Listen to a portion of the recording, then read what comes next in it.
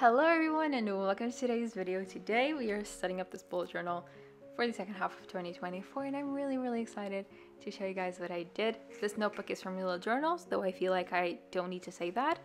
I kind of feel like these notebooks are everywhere on the internet, but if you by any chance have never seen them, if you've never heard of Leela, go check out her Instagram. She does make these absolutely stunning stationery products that are definitely worth checking out. But yeah, none of this is sponsored. By the way, I bought this notebook with my own money. Will say, worth the investment. It's stunning. Paper quality is very good. Very pleased. But yeah, moving on to the video.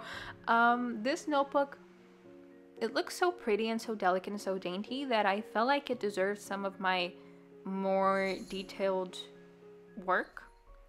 So I did spend an insane amount of time working on this setup. Just in footage for this video, I had almost 8 hours. And that does not include the time that I spent mapping out everything in pencil. So we're just gonna leave it at that. But yeah, I'm really excited to show you guys this. So let's get into it. But I just want to mention something. I didn't post anything for July. I'm aware of that. I didn't mean to do that. I was going to post just a little bit later on. The thing that was going on is that I was in a bit of a creative block and burnout. I have a daytime job. I have a full-time job, and then I do this on the side. Even though my channel is monetized at the moment, I've never actually collected anything from it. So I'm really doing this just for funsies at the moment. And it is very time consuming, and even though I thoroughly enjoy making these videos, and so, you know, it's kind of the thought that it's not work if you're having fun, it's still very time consuming, and juggling the time that I have left after work between YouTube, maintaining my home, maintaining, you know, a healthy life and a healthy mental health, wow. You know, it can be a little bit challenging sometimes, especially when I am a bit of an overachiever, as we can see by the spread that I'm working on on your screen at the moment. It can be a bit challenging because I do thoroughly enjoy testing out different things before I settle on a theme. I like making sure that I'm bringing my best work possible for that month to my videos. You know, I don't like, part of my expression, half-assing things. I really don't like that. And so I do spend a lot of time on these videos, and it can be difficult to maintain a healthy balance, which I was struggling with at the end of June. And then life happened. So I was considering posting, but maybe posting a little bit later, and maybe just doing a bit of a scrapbook theme to, you know, cut back a little bit on the time-consuming aspect. I was out and about with a friend of mine on a day trip, a little bit away from home, like 2.5 hours away on public transportation away from home, and this kitten just walks right up to us, just directly, no owner around, no mama cat around. He is looking a little bit malnourished, he's looking a little bit sick, and he is not leaving us alone. He is, you know, bumping his little head on our legs and being cute. And I did not have the heart to leave him there. I didn't. I just didn't. And so that threw me in for a loop, because if you know anything about adopting kittens, you know that the first few days at the very least are an adjustment period, especially if you already own cats. And I did. I own 2 beautiful female cats, and I introduced this little rascal into the home, which they were not very fond of. They are still not super fond of the idea a month in. But yeah, so the time that I thought I would have available to work on the video for July went into taking care of the kitten, making sure that my other 2 cats didn't you know, want to end his life. And so yeah, that was what I was doing instead of posting a video for July. I did make a bit of a cover for it just because I didn't want to not have anything for that month. I will post it on Instagram I have posted already a shorts here on YouTube. You can go and take a look at it. But yeah, that's why I didn't post anything. And yeah, I will still be posting for August. That will be coming in a little bit later because like I said, I was still dealing with a bit of a creative burnout. And yeah, I'm trying my best to juggle the time that I have, and I'm trying my best to, you know, still bring some of my best work. And sometimes that might mean posting a little bit later. I hope you guys will bear with me. But yeah, for this spread, like I said, I wanted some of my best work. I don't know, I wanted something big. And I was thinking about what to do. I generally didn't have any idea. I was thinking about maybe some florals, because you know the cover is a bit floral. Not a bit, it is floral. But I was just wondering about what to do. And out of nowhere, this image, this very clear image of a castle, like this monumental, glorious looking white and gold castle on clouds, just jumped out of my mind. I was like, whoa, can I do something like that? And so initially it was just, the idea was just a castle in the clouds, so on the clouds. But then I was drawing this out and I decided that it needed something else, so I added the lanterns. And then the castle on the clouds kind of intertwined with Rapunzel aesthetic, you know, from the movie Tangled.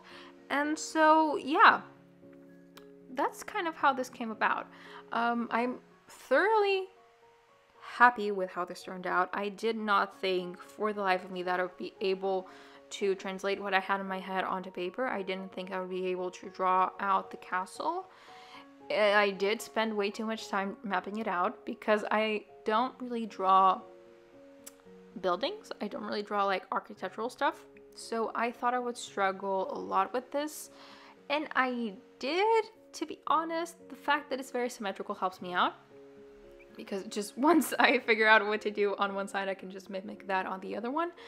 But it was very tricky. It was a challenge, but it was a fun challenge. I felt like, you know, I was pushing myself to do better and different than what I've done in the past, and I was really surprised by what I could achieve with this, and I really hope you guys enjoy. I know that this is a very how do you say it? The word is not coming to my mouth, but it's not something that everyone will do. It's not something that everyone will have the time and patience that I did to draw out something like this on their notebook, you know. But it is very beautiful, and I did really enjoy it. And I feel like when I set up when I set up a set for the year or for 6 months of the year, I feel like that kind of sets the tone for what I want my year to be like, or those 6 months to be like. I started 2024 with like a celebratory theme. I started it out with balloons, and I feel like this is also a celebration scenario, because you know the lanterns, at least in the Tangled movie, they are out to celebrate her birthday, and my birthday is on the second half of the year. So there. But I don't know, I wanted something that brings in good vibes. I wanted something that feels positive and that has some kind of meaning. You know, I don't really like super abstract things for the year. But yeah, so I went in with very simple color palette. I wanted some purple in the castle on the cover to bring this in with what it will be going on the sides there. I wanted the lanterns to be this cute yellow orangey tone. I wanted them to look warm but not bright orange, and I did add in, just for the cover, this outline of, you know, this pale blue, just because I didn't want them to look super white and kind of empty on the cover. So I went with that. And here we are working on the decorations for the sides. I decided to draw them out separately and then paste them onto the actual spread for the very simple fact that I am going over with layers of marker, and paper doesn't always respond very well to that. I did do a bit of a test with the paper of this notebook. I thoroughly, why am I saying thoroughly so much? I thoroughly recommend testing out the paper whenever you're going into a new notebook. You do not know what that notebook is capable of, even if it is the same thickness as notebooks that you've worked with before. This is 160 GSM, and it is the same thickness as Notebook Therapy's notebooks, which I'm very used to, but the paper is a little bit different. So just keep that in mind. I did a little bit of a test, and I knew that with the amount of marker ink that I was going in, I would have the best result if I did this separately, because you don't really want to risk bleeding through, you don't want to risk ghosting. It will kind of, you know, ruin the mood. So to avoid any possible issues, I decided, you know what, I'm just gonna do this separately, then glue it on. And that's what I did. Also keep in mind, different markers will do different things. For example, I was going in with the Tombow and the Crayola, and that was fine with the purple areas, but for the lanterns I use a marker by this brand called Lyra, and though I absolutely adore that marker for this kind of thing, it's absolutely the perfect tone of like orangey yellow. It has, I don't know if it's very wet, but whenever I try to like go in with a more coats than usual, the paper kind of starts to kind of crumble a little bit. Like the surface of the paper starts to get textured. It doesn't necessarily pierce the paper, but it just kind of unravel it in a way. Don't really know how to explain it. If you've had this happen, you know what I mean. And when that happens, it does bleed through very easily. And so, yeah, I also wanted to avoid that because I knew that with this marker, it is very, very easy for that to happen. So that was another reason. So like I was saying, Tangled vibes. I was inspired by, you know, the scene when they're on the little boat around the castle and the lanterns are up in the sky. I wanted to bring that vibe in with the side panels. I didn't want to do the whole page. I feel like that would be a bit of an insanity, but I thought, you know what, I'm gonna add this on the side panels. It'll bring that vibe in. It will allow me to have this vibe on other spreads as well. And it does save you a lot of time to have like side panels with Dutch doors. You can have the same decoration for different spreads, and that does save you a lot of time. I knew that I was going to be spending a lot of time on this castle, so I decided I need to save time on something else. And so yeah, this was the choice that I made. And look at that. I do not mean to brag, but it looked so pretty. I mean, the whole Tangled aesthetic was really, really gorgeous, so I mean, it figures that something inspired by it will have the same dreamy feel, and that's really what I wanted for this half of the year. And if you don't want to replicate the castle, because I understand that not everyone is a sociopath, maybe bring in the vibe with these side panels with some lanterns into your notebook. Let me know if you try that out. Let me know if you like this.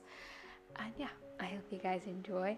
Now let's get into the actual spreads, because I do love talking about some spreads.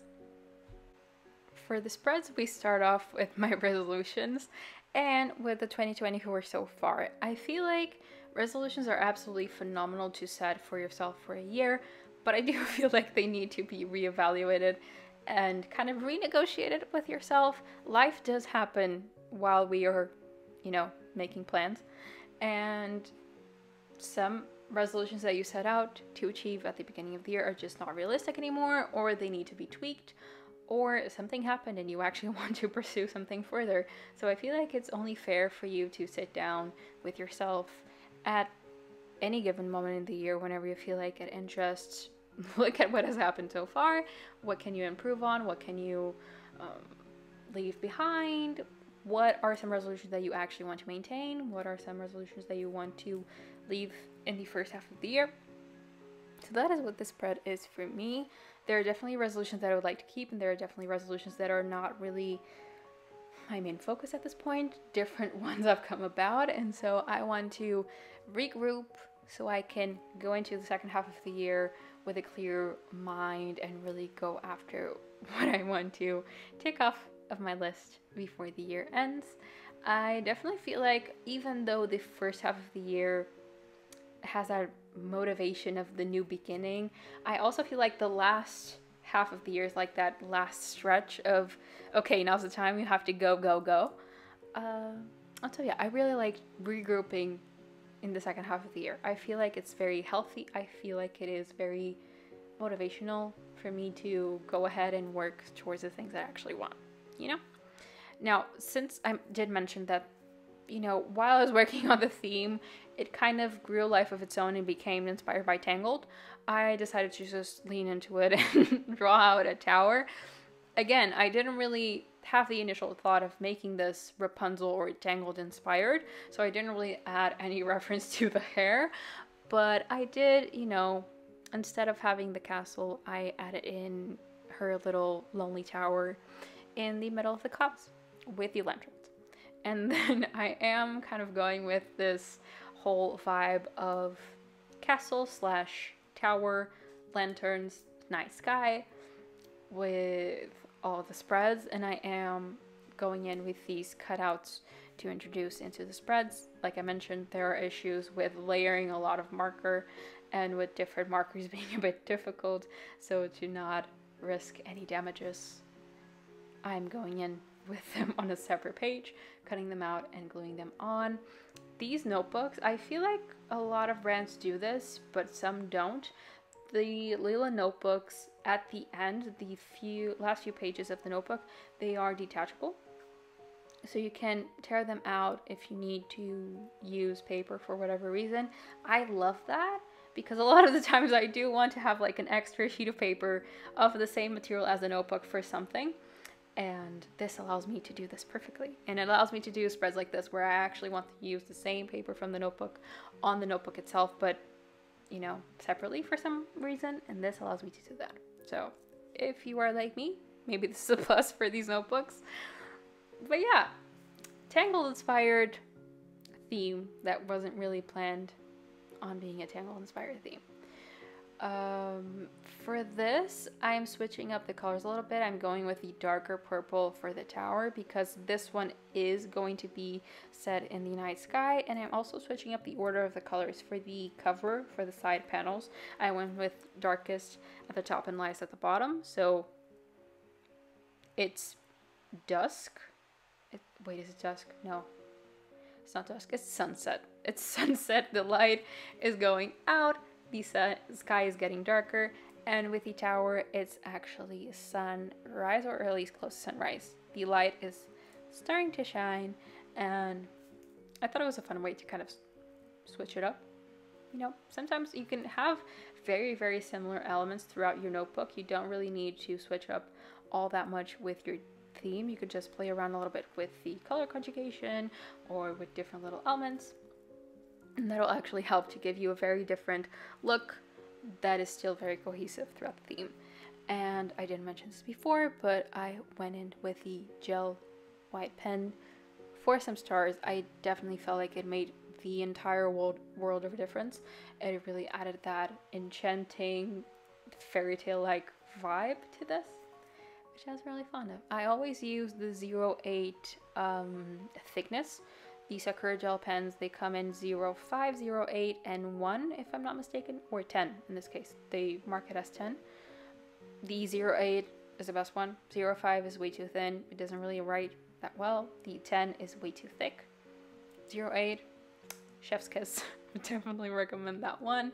We are going in with the 2024 goals, and the reason why I do this is I feel like resolutions are a bit different than goals. I feel like resolutions can be very philosophical, while goals are very actionable and things that you can actually do. For example, if I'm thinking about something that I would like to philosophically move towards, but maybe it doesn't entirely depend on me. It's not something that just depends on me. I will put that in the resolutions. And so I will tackle the philosophical part of it, and then I'll leave it at that. And things that I can actually physically work towards, I'll put those in my goals. Q3 and Q4 for the different quarters of the year that we have remaining. We are currently in Q3 and moving on to Q4. So that is my difference between resolutions and goals. For me, resolutions are more like on self-growth, while goals can be way more material. They can also be self-growth as well, but I like making that distinction. I feel like resolutions are a bit more mental and goals are a bit more material. But yeah. Now this is different and it's specific. It all kind of ties in together, let's be very honest, but this spread is things to do until the year ends, and it ties in with the goals and with the resolutions. But for example, there are different things that I would like to do until the year ends.